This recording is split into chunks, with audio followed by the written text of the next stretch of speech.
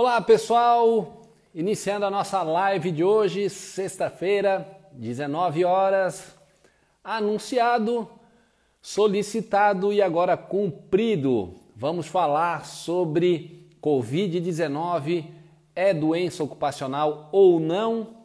Sei que muita gente ficou se perguntando a respeito desse tema, especialmente depois da decisão do STF, que afastou ali o artigo 29 da medida provisória 927. Vou dando um alôzinho aí para todo mundo que está entrando agora. Só estou passando aqui o tema da live de hoje. Quem ainda não sabe, vamos reforçar. Covid-19, afinal, é doença ocupacional ou não? Então vamos lá, é sobre isso que nós vamos falar hoje, tá? Deixa eu ver aqui, o pessoal está entrando, deixa eu dar um alô aqui para a turma. Estou vendo aqui que Sandra está por aqui, Raquel, Vanessa, o Igor. Pessoal, os alunos aí, estou vendo, entrando, vamos se identificando, hashtag aluno TPE. É a brincadeira que eu costumo sempre fazer nas minhas lives. Vamos reforçar também agora toda segunda-feira, segunda agora iniciamos o nosso novo projeto, TPE 1212, a hora do almoço ali na segunda-feira, iniciando a semana, oportunidade para a gente bater um papo e tirar dúvidas relacionadas à área trabalhista, especialmente a trabalhista empresarial. Então, toda segunda, meio-dia e 12, eu vou estar abrindo uma live aqui no Instagram com um tema aberto para a gente ficar interagindo, respondendo perguntas. Vocês me mandam ali a solicitação para participar da live também. Tudo certo. Estou vendo aqui que está entrando gente do Distrito Federal. Eu acho que está todo mundo aí ansioso sobre a minha opinião. Talvez não seja a mesma aí de vocês. A Edilete está aqui também dando um salvezinho aqui. Show de bola, Melissa. Melissa é aluna do nosso curso completo. Bem-vinda, Melissa. Satisfação tê-la por aqui também. Vamos lá, pessoal. Por que eu conversei com algumas pessoas, o Cícero de Maceió, fazer uma sobre remuneração variável, tá aqui, anotado, tá? Edilete, eu fiz uma aula ao vivo agora com os alunos na quinta-feira e eles me pediram também um outro tema para eu estar fazendo uma live. Eu vou fazendo uma aula sobre fiscalização do trabalho, auto de infração, defesa. Então vão mandando aí sugestões de temas para as próximas lives que certamente será anotado. Eu recebi aqui uma solicitação para participar. A Rainete, eu vou dar um alô ali antes de iniciar. Vamos bater um papinho aqui com a Rainete. Eventualmente ela já faz até uma pergunta relacionada ao tema. E vamos, a advogada Rainete entrando. Não deu certo. Que pena. Mas vamos lá. Quem quiser mais para frente, manda a solicitação que eu vou adicionar aí. Pessoal, por que do tema da live de hoje, né? Por conta da decisão do STF a respeito do artigo 29, ou afastando aí a validade, digamos assim, do artigo 29 da medida provisória 927, o que aconteceu foi uma enxurrada de notícias, na minha opinião, equivocada a respeito do julgamento, simplesmente falando o seguinte: STF reconhece Covid-19 como doença ocupacional. Será que de fato é isso que trouxe a decisão do STF a respeito desse tema, quando afastou ali a vigência, a validade do artigo 29 da medida provisória? Na minha opinião, não. Essa notícia, essa manchete separada do contexto do que diz a decisão, e muitas reportagens chamam atenção para isso e de fato permanecem durante a reportagem ali, afirmando categoricamente que o STF reconheceu a Covid-19 como doença ocupacional. A leitura que eu faço da decisão não é essa, muito pelo contrário, é bem longe disso. Apesar de ter afastado a validade do artigo 19, que dizia de fato que a Covid-19 não era considerada doença ocupacional, salvo comprovado o nexo de causalidade, o simples afastamento dessa premissa de que não é doença ocupacional não significa que passa a ser automaticamente com o afastamento dessa consideração. Na minha opinião, é muito mais uma discussão de prova, de ônus da prova relacionada ao direito processual do trabalho, do que propriamente um reconhecimento por si só de que a Covid-19, caso um empregado seja teste positivo, seja infectado pela Covid-19, a empresa já tem que reconhecer como um acidente de trabalho, ou, no caso, uma doença ocupacional. Eu não recomendo, eu tive alguns clientes que tiveram essa dúvida, muito preocupados. Diogo, e agora? Se eu tiver um colaborador aqui com diagnosticado com Covid-19, o que eu faço? Eu tenho que abrir uma CAT, não tenho que abrir CAT, ele vai ter estabilidade? Vamos lá, pessoal. Eu trouxe aqui, eu imprimi o trecho aqui da decisão do STF, falando especificamente, eu sugiro até que o pessoal dê uma olhada, leia essa decisão, porque a de 6342, que discute a medida provisória 927, ela traz ali uma série de questionamentos a respeito de diversos dispositivos da medida provisória 927. Um dos que foi afastado, de fato, foi o artigo 29, que trata exatamente disso. O Francisco até pergunta, né, como que a empresa vai provar, como vai provar que foi na empresa. Na verdade, a prova não é agora do empregado, mas também não é automaticamente da empresa. É isso que eu vou explicar um pouquinho hoje, tá, Francisco, a respeito desse tema. Mas vamos lá. A decisão do STF a respeito desse tema, a lavra ali foi o Faquinha, que no trecho ali que ele coloca, que ele menciona aqui, no item 11 dessa decisão, em que ele fala coronavírus e responsabilidade do empregador. Então eu vou trazer aqui rapidinho, como eu falei, sugiro aí que vocês deem uma olhada também nessa decisão, especialmente nesse trecho. Mas ele traz ali, foram várias ações diretas de inconstitucionalidade, 6342, 6344, 6346, 6352 e 6354, ele questionando a inconstitucionalidade desse dispositivo 29. Ele aponta ali, né?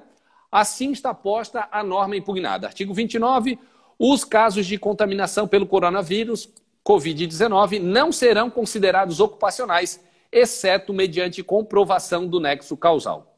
Aí ele fala aqui o seguinte: exigir-se que o ônus probatório seja do empregado diante da infecção e adoecimento pelo novo coronavírus não se revela como medida adequada e necessária à redução dos riscos dos trabalhadores à doença deflagrada pelo novo coronavírus. Aí fala aqui da Constituição, reconhecendo a redução dos riscos inerentes ao trabalho e prossegue. Então ele fala, a previsão de responsabilidade subjetiva parece a via adequada a justificar a responsabilização no caso das enfermidades decorrentes de infecção pelo novo coronavírus, de forma que, se o empregador não cumprir as orientações, recomendações e medidas obrigatórias das autoridades brasileiras para enfrentar a pandemia pelo novo coronavírus, deverá ser responsabilizado. Ou seja, está expresso aqui na decisão, olha a parte final que eu acabei de ler para vocês, de forma que, se o empregador não cumprir as orientações, recomendações e medidas obrigatórias das autoridades para enfrentar, deverá ser responsabilizado. O que significa dizer que não é automaticamente um empregado infectado pelo coronavírus que vai se reconhecer como doença ocupacional. O que precisa ficar demonstrado nessas circunstâncias é que a empresa não adotou as medidas adequadas para proteção, segurança daquele ambiente de trabalho, de modo a evitar a contaminação dos seus empregados. Repito, é o que diz, de forma que, se o empregador não cumprir as orientações e recomendações e medidas obrigatórias das autoridades, aí sim é que ele deverá ser responsabilizado. Então ele prossegue no seguinte sentido: assim, o ônus de comprovar que a doença não foi adquirida no ambiente de trabalho ou por causa do trabalho deve ser do empregador e não do empregado, como estabelece a norma impugnada. Então, ali, diante do exposto, ele finaliza, né?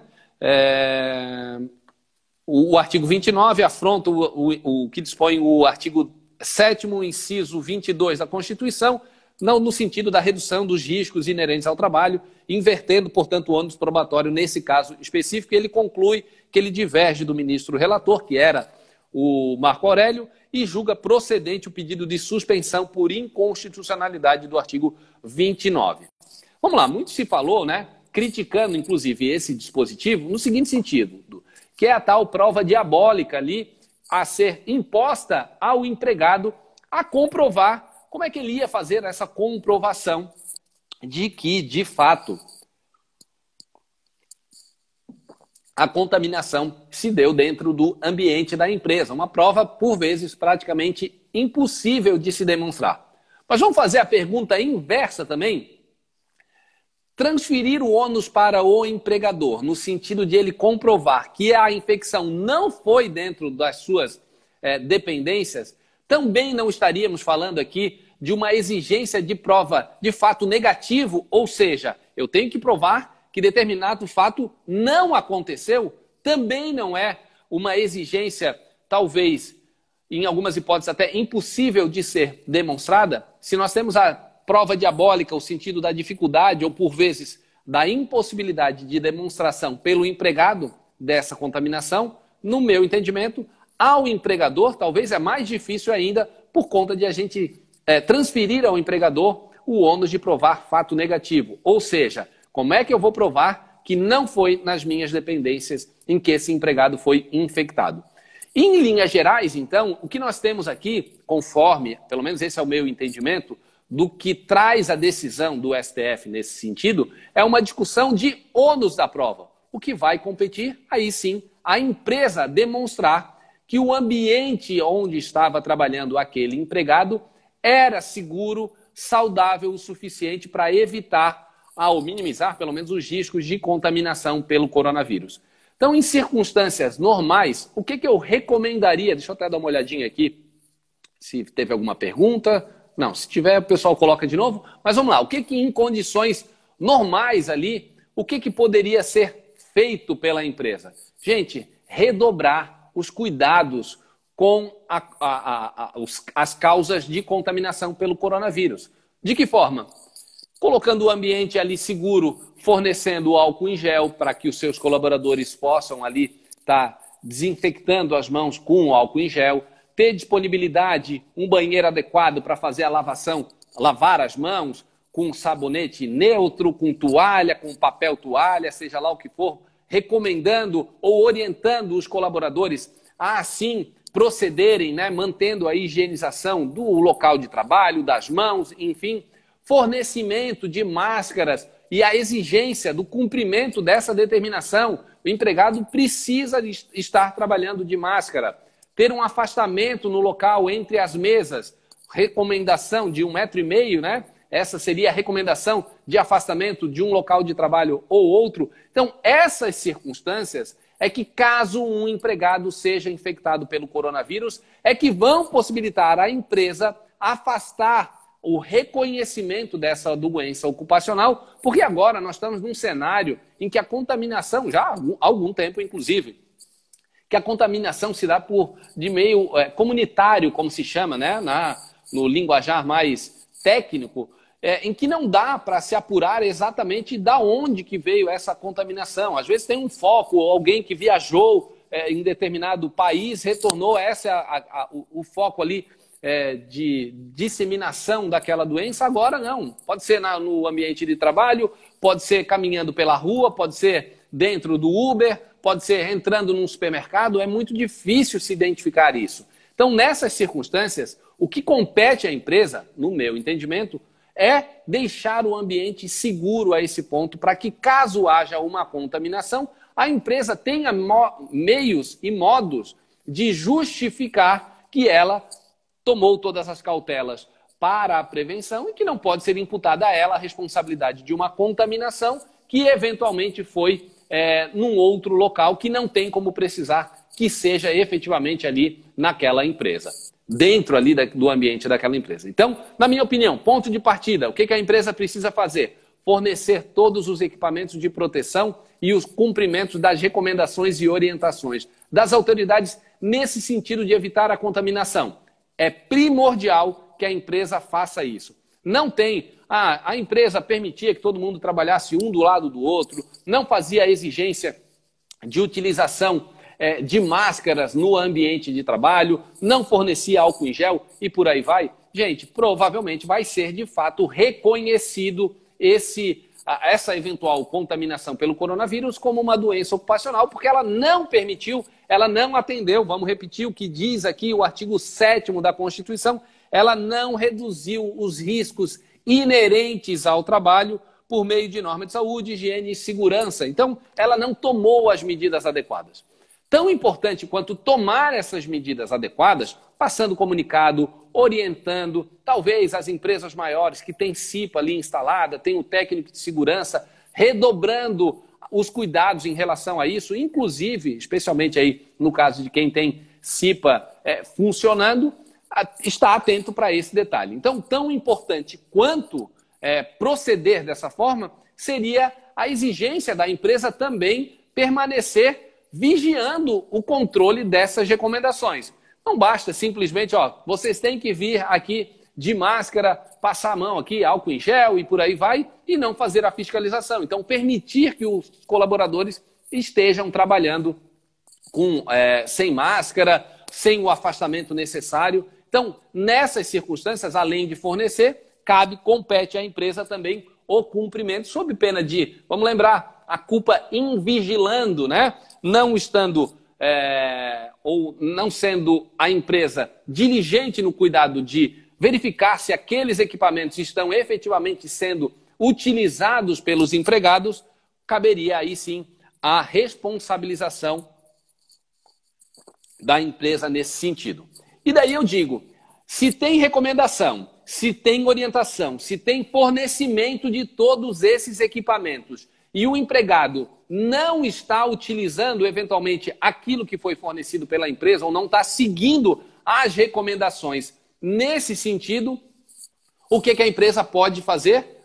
Seguinte, ela deve fazer. Ela deve aplicar penalidades, uma advertência por escrito, uma suspensão caso essa conduta não seja corrigida pelo empregado. Eu falei isso agora na ontem de manhã, numa aula ao vivo com os alunos, a gente estava falando sobre a gradação e aplicação de penalidades, a importância e muitas vezes desprezada pelas empresas de se aplicar penalidades, fazer a gradação de penalidades, porque o objetivo primordial não é a punição, e sim a correção daquela conduta. Então, isso é uma forma que a empresa tem de, eventualmente, se for discutido lá na frente, inclusive de um colaborador nesse sentido que for, torcemos que não, mas se for infectado pelo coronavírus, eventualmente era um daqueles empregados negligentes em que não seguiam as recomendações e as exigências da empresa. Se ele não estava fazendo dessa forma, então que seja aplicada as penalidades, porque isso tudo vai ser discutido numa futura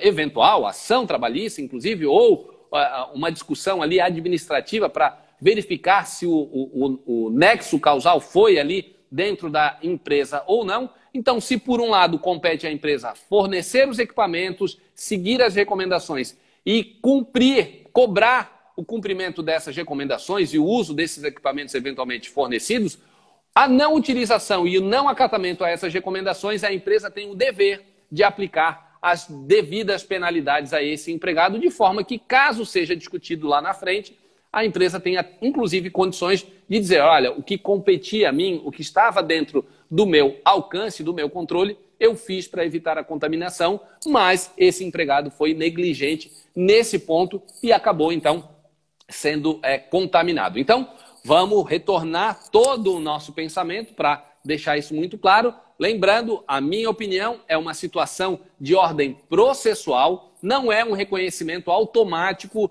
de uma contaminação ou de um reconhecimento de uma situação ali, como é que fala a própria, o artigo 29, né? Que não será considerado ocupacional, mas o afastamento dessa circunstância do artigo 29 não significa automaticamente que será considerado ocupacional em caso de infecção. O que vai ser apurado é a prova nesse sentido, se de fato foi na empresa ou não.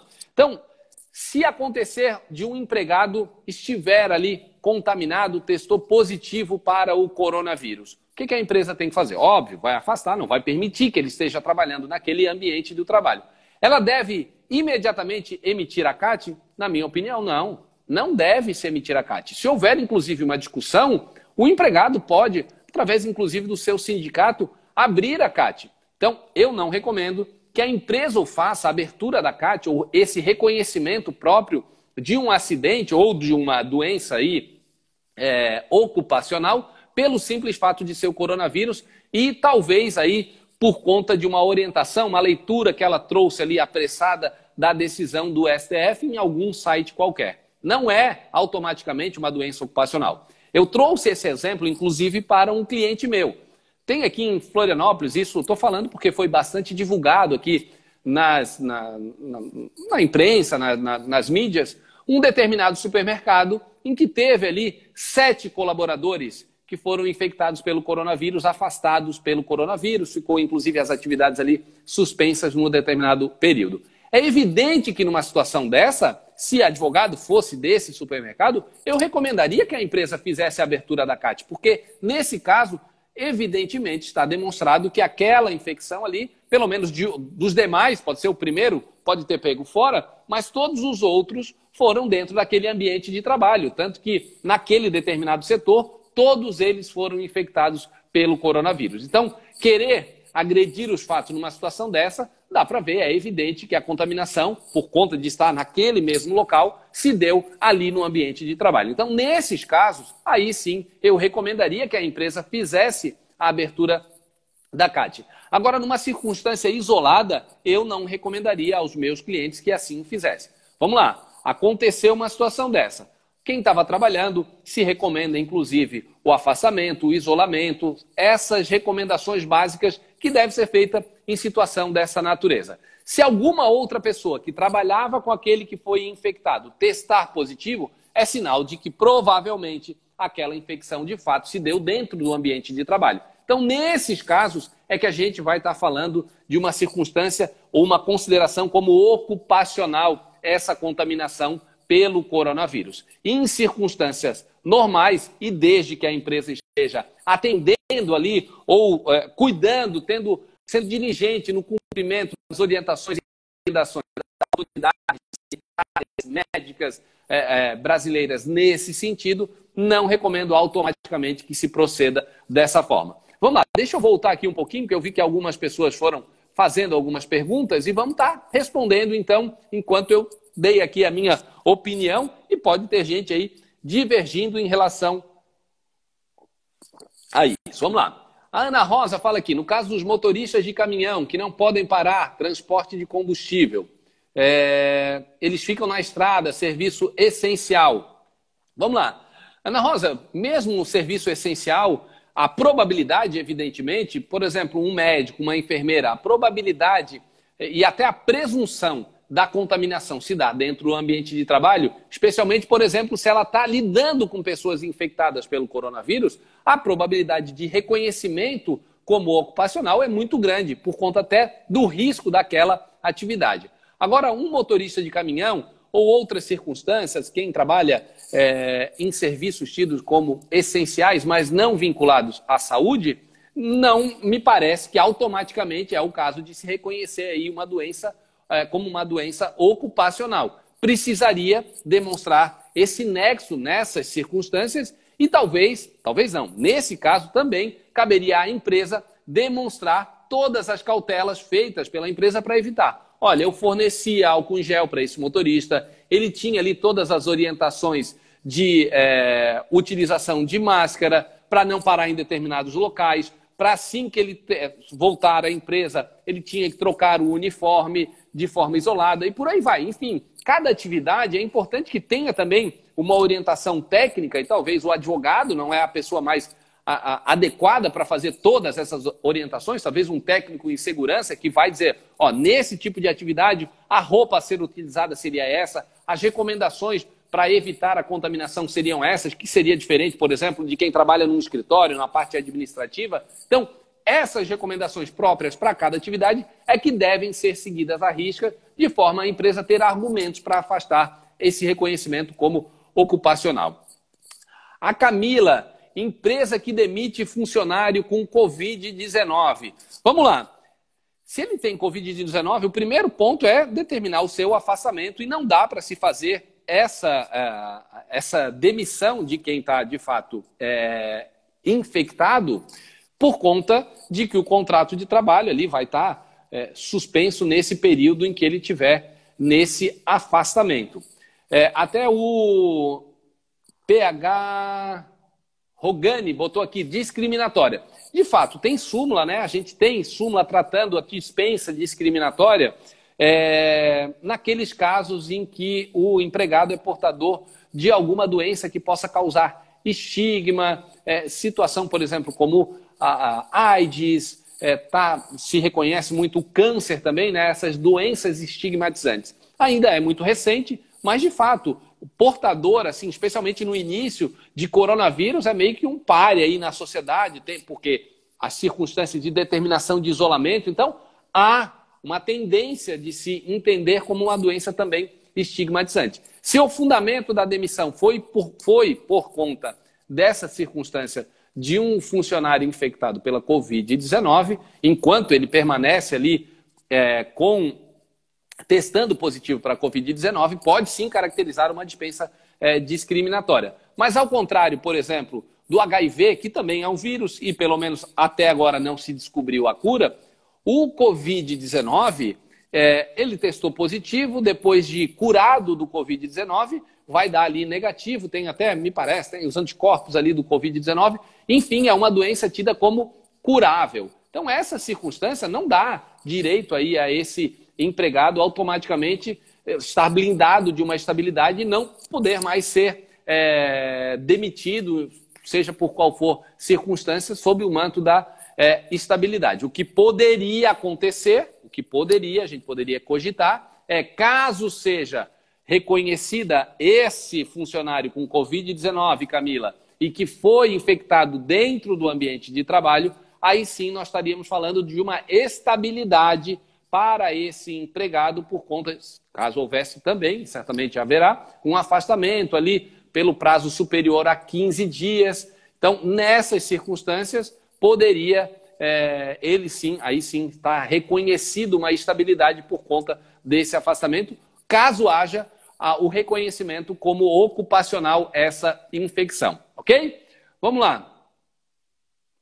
Se o doente está temporariamente ausente, pergunta aqui o Igor, dos serviços de forma justificada, creio que não poderá haver demissão. Exatamente. A gente não sei se o Igor está falando aqui exatamente de um doente que esteja já contaminado, mas qualquer afastamento ali, o empregado que está atestado, sei lá, de gripe, ou seja lá o que for, enquanto perdurar aquele afastamento, ele não pode, de fato, ser demitido. O contrato de trabalho ali não está seguindo o seu trâmite normal. No retorno, daí a gente vai ter que apurar se essa doença aí que gerou esse afastamento aí, essa falta justificada, ela está relacionada com o seu trabalho, houve um afastamento superior a 15 dias, haveria o caso de uma estabilidade, aí sim a gente vai ter que verificar aí no caso concreto em que circunstâncias efetivamente aconteceu, ok?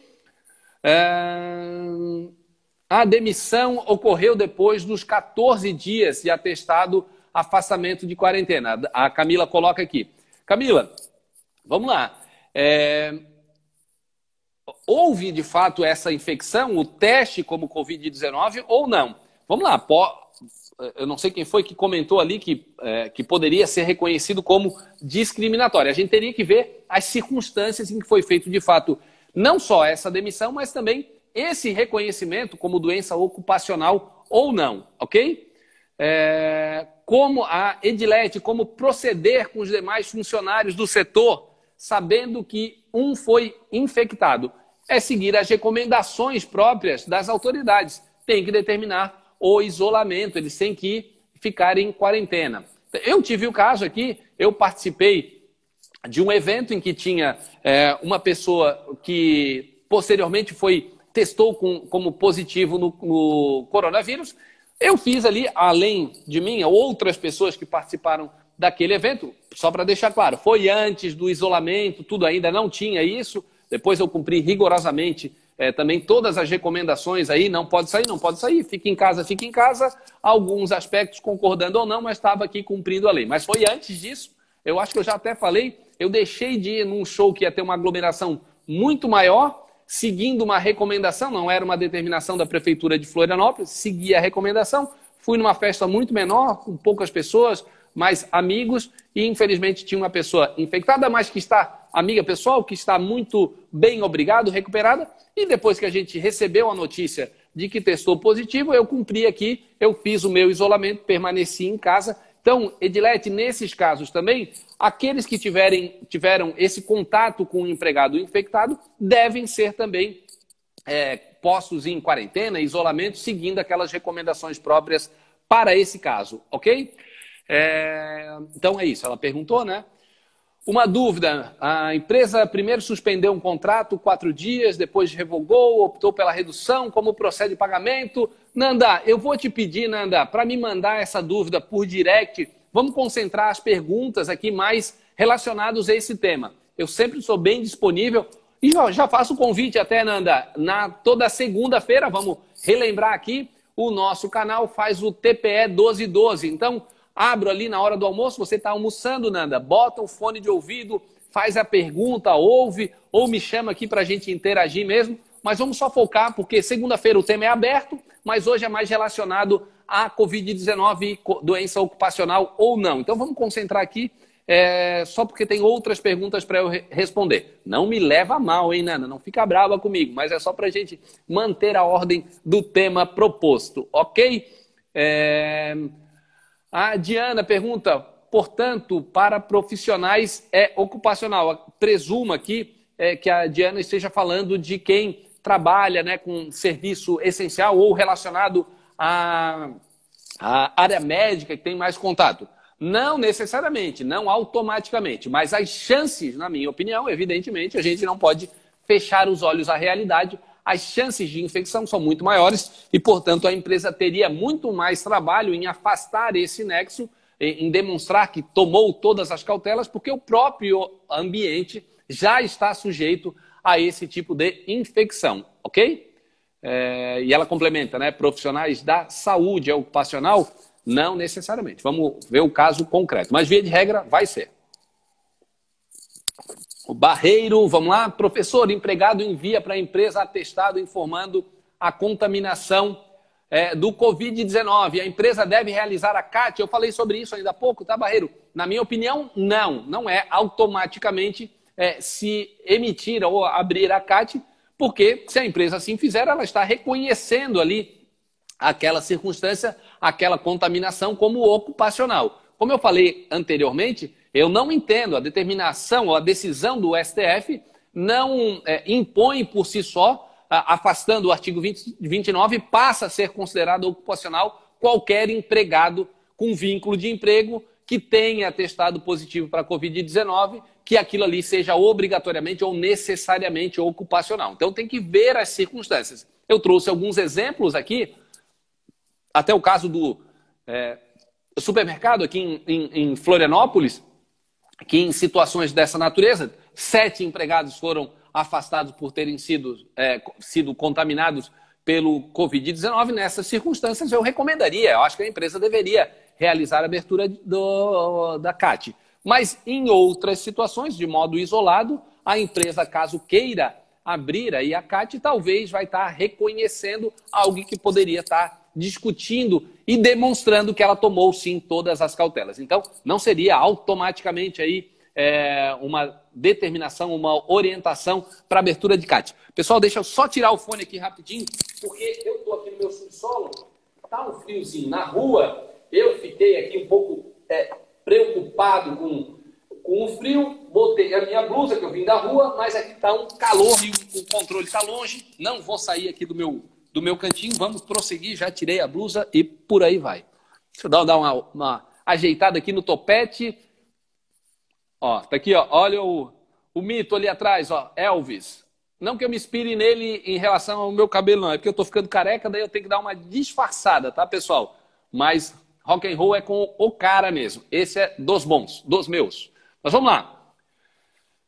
Para a farmácia, a Diana pergunta, de manipulação, seria doença ocupacional? Não necessariamente. A probabilidade, quanto maior o risco do tipo de atividade da empresa, maior a dificuldade que a empresa vai ter em afastar um reconhecimento como ocupacional. Mas não me parece necessariamente, o segmento da atividade já reconhece por si só. Tem que ver as circunstâncias ali, mas a probabilidade, especialmente se essa farmácia... Vamos lá, Diana, digamos que é uma farmácia de manipulação em que essa pessoa que está fazendo ali, manipulando os remédios, não tem contato com o público externo, pouco contato com os demais colaboradores ali daquela empresa, fica ali no laboratório, numa parte isolada, tem a empresa...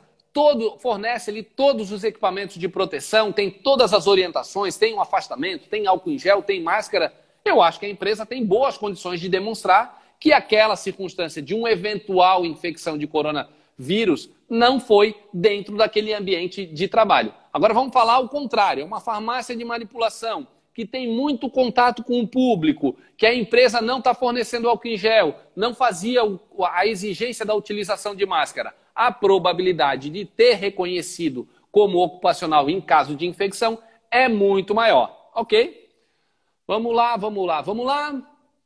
Tem um funcionário que está com Covid, a Joseli pergunta, teve alta e o médico deu atestado de 40 dias. Enviei para o INSS. Exatamente. Manda o afastamento para o INSS, superior aí a 15 dias. Nesse caso, estando ali ele com a Covid, o que pode aí ter uma circunstância de verificação é se foi no local de trabalho ou não. A estabilidade é de quanto tempo? 1 ano, ok? Joseli pergunta. A Ana Rosa, se o motorista, pressão alta e diabético vem a falecer de Covid, caberá danos morais à família? Ana Rosa, depende. Se ficar demonstrado que foi por conta de uma negligência da empresa, no sentido de, sendo ele grupo de risco, colocar ele numa condição de trabalho em que estava muito sujeito à contaminação pelo coronavírus e não conseguir afastar essa alegação de que a infecção se deu no ambiente de trabalho, talvez seja o caso, sim, no caso de reconhecimento de ocupacional, a consequência do falecimento, também os danos morais por conta de a empresa não ter permitido ou não ter tornado aquele ambiente ali seguro o suficiente para esse empregado trabalhar, ok? Mais perguntas aqui. A Maiara, caixas bancários cuja atividade é essencial, contaminado pelo Covid-19, já é caracterizado doença ocupacional? Não. Mesmo exemplo que eu usei para a farmácia de manipulação, o mesmo exemplo que a gente está falando na área médica, só que nesse caso, na área médica, por exemplo, ou o bancário que tem muito contato e a empresa não segue aquelas recomendações, a chance é muito maior. A chance, pessoal, vamos ser bem honestos, para a empresa, numa circunstância atual, especialmente por conta da decisão do STF, ela já é, por si só, bem mais complicada da empresa conseguir afastar essas circunstâncias de reconhecimento como ocupacional. Então, o que compete à empresa para tentar minimizar esses riscos de reconhecimento como ocupacional é seguindo as recomendações e as orientações das autoridades sanitárias e de saúde para minimizar ou demonstrar que, de fato, permitia ou que ele trabalhava num ambiente seguro, tal qual determina ou obriga o artigo 7º, inciso 22 da Constituição. Vamos lá? O Igor aqui foi uma interação com a pergunta da Camila. Desculpa, Igor. É que as perguntas às vezes ficam muito lá em cima. Vamos lá. Farmácia de manipulação que toma todas as recomendações. Poderá, a Diana pergunta, né? Diana está preocupada com essa farmácia aí. É isso aí, vamos vestir a camisa aí dos nossos clientes e vamos ali orientar ele a seguir essas recomendações. Afinal, não é só para evitar aí uma discussão com o colaborador. É em benefício, cuidado mesmo. As empresas têm que ter isso com os seus colaboradores. Não só do ponto de vista financeiro, mas da saúde desses colaboradores. É isso que se recomenda. Vamos lá. Vamos seguir. Hoje a live não apareceu para mim. Entrei no Instagram e não ficou disponível. Tá aqui, ela tá aqui. No final, às vezes dá um problema aqui, ou às vezes o Instagram fica meio puto da cara aí comigo, não deixa eu baixar a live, daí eu não consigo. Às vezes eu me atrapalho um pouquinho, mas eu vou tentar depois baixar e deixar ela rodando essa live de hoje, tá? Show de bola. O Barreiro aqui deu ou Barreiros, eu não sei, JP, Barreiro ou Barreiros. SJP, pode ser São José dos Pinhais, por exemplo, não sei. Mas vamos lá, o pessoal aqui todo dando risada, deve ter sido a hora em que eu falei aqui do Elvis, aqui atrás, vamos lá. A Edilete, ela não entendeu sobre quando devo abrir a CAT. O que eu falo, Edilete, é que assim, não é necessariamente a circunstância de vai lá e abre, né? Verificar a situação posta ali, o caso concreto. Como eu falei, o empregado foi infectado com Covid-19. A empresa seguiu todas as recomendações, tem a orientação, fazia o cumprimento dessas exigências para que os empregados só pudessem trabalhar de máscara, tem álcool em gel, tem afastamento de 1,5 metro ali de um para outro, não tem ninguém, nenhum outro colaborador infectado com Covid-19, eu não recomendaria, de fato, abrir a CAT. Agora nós estamos falando de uma empresa em que todo o pessoal de um determinado setor administrativo da empresa, um ali foi infectado, teve mais outro no outro dia, provavelmente as chances de fato de ser ali o foco da contaminação, ser no ambiente de trabalho, eu recomendaria aí sim para que a empresa abrisse a CAT nesses casos. Deixa eu dar mais uma olhadinha aqui, que eu vi que tem mais algumas perguntas. O Paulo aqui, sempre gentil, excelentes esclarecimentos. O Paulo, que é da nossa turma 11 do nosso curso completo, Trabalhista para Empresas. Legal te ver aqui, Paulo. Paulo, inclusive, sempre contribuindo aí bastante com o pessoal nos nossos grupos de Telegram. Show de bola. Bom vê-los por aqui. Vou ver quem foi que me chamou aqui. A Fátima, vamos chamar. Maiara, deixa eu ver quem chamou primeiro.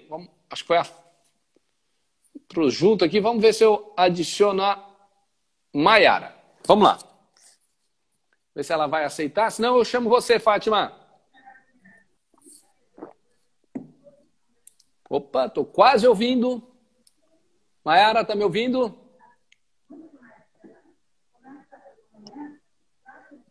Não estou te vendo, não deu certo. Deixa eu chamar então a Maiara, não deu. Onde é que está aqui? Deixa eu ver, não deu. Me chamem de novo que eu vou adicionar aqui, que daqui a pouco está acabando a nossa live. Deixa eu ver. O Geraldo aqui pergunta, uma grávida não quer trabalhar por ser de risco em um supermercado. Vamos lá, Geraldo.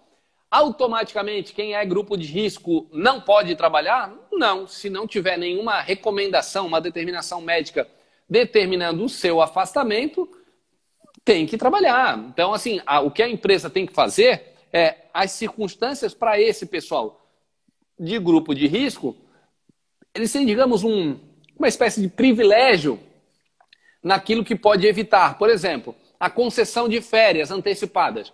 Quem que deve ser priorizado pela empresa na hora de concessão de férias?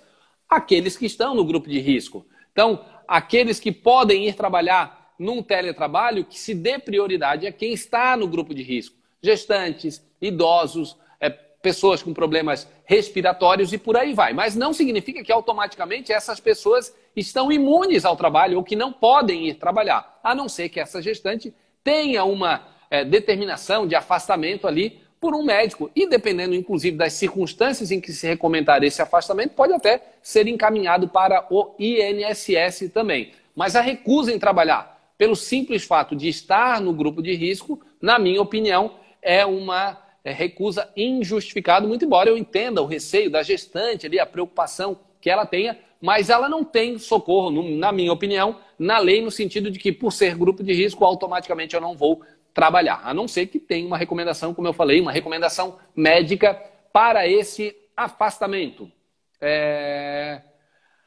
A Edilete pergunta, a Kátia, eu devo abrir se for confirmado que foi contraído dentro da empresa? Sem dúvida nenhuma. Se tem essa demonstração, essa comprovação, inclusive nesses casos, em que talvez assim, é uma especulação, porque se percebeu ali que várias pessoas foram se eu fosse Kátia, até por uma questão de boa-fé e assim, justiça com os próprios colaboradores que infelizmente foram infectados e tudo leva a crer dentro daquele ambiente de trabalho, ok? A Camila pergunta aqui também, o ônus da prova será sempre da empresa em caso de doença ocupacional Covid-19? Camila, pela determinação, pelo encaminhamento da decisão do STF, sim, vai competir. Esse é o cerne da decisão do STF.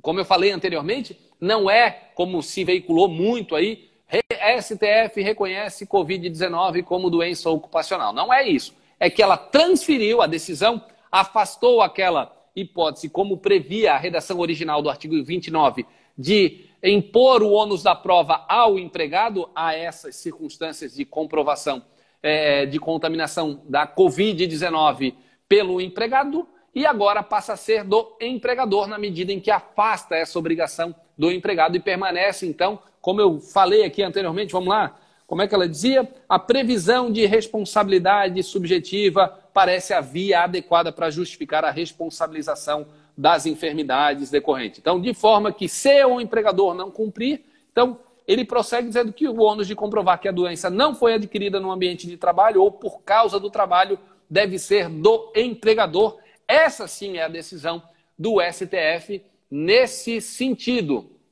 A Maiara está aqui, professor top, show de bola. Então quem está gostando aí, dá um joinha, manda um coraçãozinho ali para dar que é legal, começa a dar um monte de pulinho aqui na tela. Muito legal. Quem está gostando da live, dá um print aí também, me marca depois, coloca lá nos stories, que depois eu gosto de compartilhar também. É legal a gente ver que o pessoal está curtindo e consumindo o nosso conteúdo. Nós estamos aqui para ajudar também. Ó, bombando de coraçãozinho, show de bola, pessoal. Obrigado, obrigado, obrigado. Vamos lá. A Fátima, vamos visualizar de novo, vamos ver se a Fátima consegue entrar aqui na live, que aquela hora eu fui chamar a Maiara e caiu. Vamos ver se a Fátima aceita. Vamos bater um papo com a Fátima. Ah, Rihanna também pergunta. Rihanna pergunta se o ônus... Vamos lá. Oi, Fátima. Olá. Tá me ouvindo bem, Fátima? Olá. E aí, tudo certo? Tudo bem. E aí, alguma dúvida? Com relação à gestante, à licença maternidade da gestante. Tá. A empresa encerrou, tá? Fechou definitivamente, Tá. E eu estou com uma empregada gozando de licença maternidade. Como fazer? Eu não A empresa posso encerrou as dispensá-la. suas atividades, é isso? Sim. Tá, vamos lá. Primeira coisa, no encerramento das atividades por conta da pandemia, a gente pode enquadrar como força maior a hipótese lá do artigo 502 da CLT.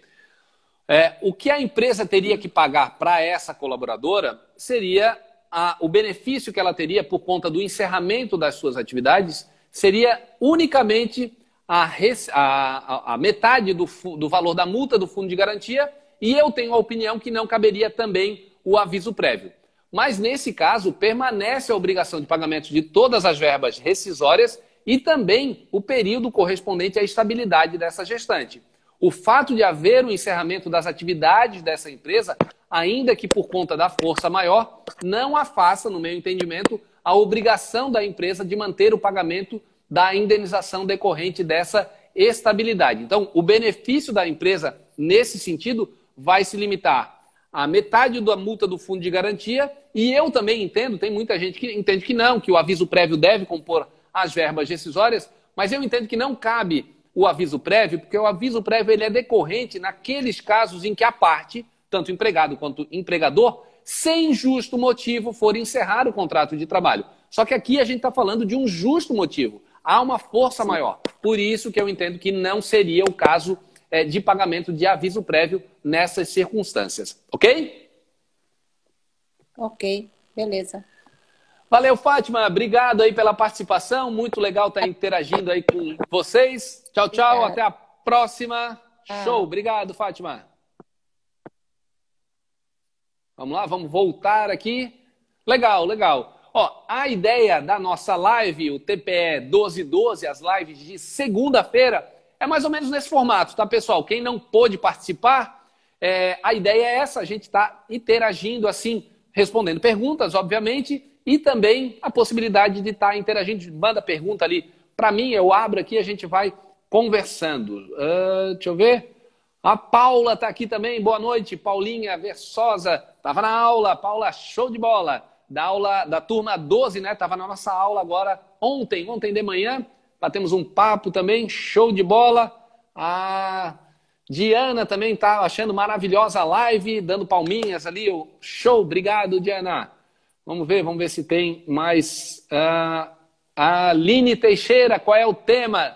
Nós estamos falando da decisão, Line, da decisão do STF. Será que, de fato, o STF reconheceu o Covid-19 como doença ocupacional? É sobre isso que eu estou falando aqui, fazendo os esclarecimentos, que, na verdade, não é automaticamente um reconhecimento quando afastou o artigo 29 da medida provisória 927. Não necessariamente se reconheceu a doença ocupacional, o Covid-19, como doença ocupacional. A Edilete pergunta também sobre o grupo de risco, podem voltar ao trabalho? Eu falei agora há pouquinho, né? Não significa automaticamente que quem está no grupo de risco não pode trabalhar, a não ser que tenha uma recomendação para afastamento desse pessoal nesse sentido, pode sim trabalhar, mas com todas as recomendações, especialmente para essas pessoas, com cautela redobrada, né? Então, assim, vai ter atendimento ao público, evita que essas pessoas do grupo de risco tenham contato com o público. Afastamento é 1,5 metro para esse pessoal, afasta ainda mais. Faz o cumprimento ali de uso de máscara, álcool em gel, higienização, mas sempre que possível, se tiver outras formas da continuidade do trabalho em relação a outros métodos, por exemplo, colocar a pessoa do grupo de risco em teletrabalho, ou então adiantamento de férias, ou então numa licença remunerada para posteriormente usufruir essas horas num banco de horas, é possível também, é mais recomendável, tá? Mas não significa, como eu falei anteriormente, que automaticamente as pessoas não podem mais trabalhar. Pessoal, eu acho que é isso.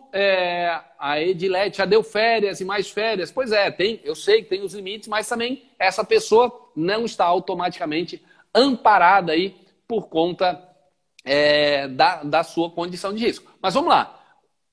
O risco que se tem dessas pessoas que estão no grupo de risco, né? Então, o risco das pessoas que estão no grupo de risco é que, em caso de contaminação pelo coronavírus, não necessariamente pelo fato de estar no grupo de risco automaticamente potencializa ali a contaminação. Não me parece que é isso, tá? Então, se tem algum médico assistindo, pode até me corrigir. Mas o problema de quem está no grupo de risco é a probabilidade de letalidade da doença. Então, vamos considerar o atual cenário, que não é automaticamente, como eu falei, esse é o meu entendimento, de uma doença ocupacional, ou não se reconhece como ocupacional automaticamente, uma circunstância dessa, mas a probabilidade de alguém que está no grupo de risco, caso seja infectado, vir a óbito, por exemplo, falecer por conta da doença, é muito maior do que em outros empregados. Então, o impacto que a empresa teria numa circunstância, digamos, normal, para aqueles empregados que foram infectados pelo coronavírus, ficou demonstrado que foi dentro da empresa, mas ele foi curado, ele vai ter ali todas as prerrogativas de uma estabilidade e por aí vai, né? De ser reconhecido como ocupacional, a não ser um caso muito grave, de ter colocado assim, ser muito exposto ao perigo ali de contaminação por conta daquele ambiente, poderia até cogitar um dano moral. Agora imagina se é uma pessoa do grupo de risco que vem a falecer. Reconhecendo então como ocupacional, necessariamente, ou a consequência seria uma indenização, um valor bastante expressivo por conta do dano mais grave, que é a vida do colaborador por conta dessa circunstância da contaminação. Ok? Pessoal, é isso. Show de bola, sexta-feira, desejo aí um excelente final de semana para todo mundo, que a gente possa sair dessa o quanto antes. Já estou até suando aqui, enfornado no meu cafofo, está um pouquinho quente aqui, como eu falei anteriormente, mas desejo aí um excelente final de semana para todo mundo. Espero que a gente consiga passar aí tão logo dessa situação tão delicada que a gente está passando, que empresas permaneçam abertas, que empregos continuem aí sendo, enfim, assegurados aos empregados, aos colaboradores. É o que eu desejo aí para todo mundo. Obrigado, pessoal, que gostou da live mais uma vez. Dá um joinha, me marca aí, me marca no story, que depois eu compartilho também. E já reforço o convite agora, toda segunda-feira, a nossa live TPE 12/12, meio-dia e 12. Aproveite o seu almoço, como eu vou aproveitar o meu, para a gente bater um papo, porque eu sempre digo e repito, eu aprendo também muito com vocês quando eu me disponibilizo a fazer essas lives. Lembrando, live quarta-feira no nosso canal no YouTube, 16 horas, e segunda-feira agora, toda segunda-feira, TPE 12:12, meio-dia e 12. Pode acontecer de não ter essa live nesse horário, na segunda ou na quarta? Pode, vai ser raro, mas eu sou um advogado raiz, continuo advogando e por conta das circunstâncias de um eventual compromisso profissional, a gente vai só postergar. Mas isso acontece de forma muito rara. Lilian pediu para eu deixar essa live salva. Eu vou fazer, eu falei, brinquei aqui um pouquinho, que às vezes o Instagram fica me sacaneando e quando eu vou encerrar eu tento salvar e eu não consigo. Tem vezes que eu consigo, eu achei que foi muito legal a live de hoje, vou fazer isso. Se ela não ficar salva, a culpa não é minha, a culpa é do Instagram e daí reclamem com o Instagram. Valeu, pessoal. A Paula tá falando aqui, advogado raiz, é nós, tamo aí, tamo junto. Valeu, pessoal. Até a próxima. Segunda-feira tamo aí. Valeu!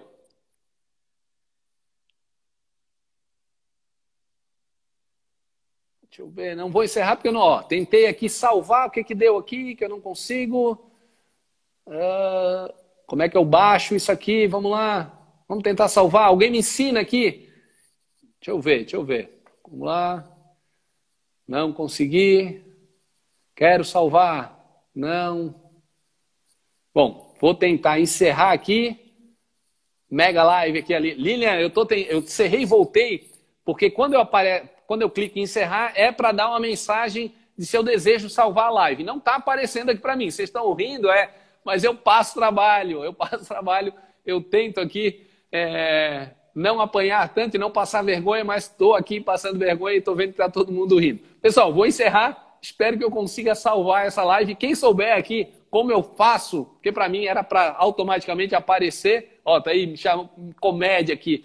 Mas valeu, show de bola. Falar em comédia, na próxima eu vou gravar aqui no meu ambiente, no meu subsolo, eu tenho aqui Elvis Presley, tem a Marilyn Monroe ali, que dupla, ali no cantinho. Mas eu tenho aqui também Charlie Chaplin, Gordo e o Magro, os Três Patetas ali. Tem alguns aqui de comédia também. Mas a comédia de hoje está sendo comigo. Valeu, pessoal. Um abraço.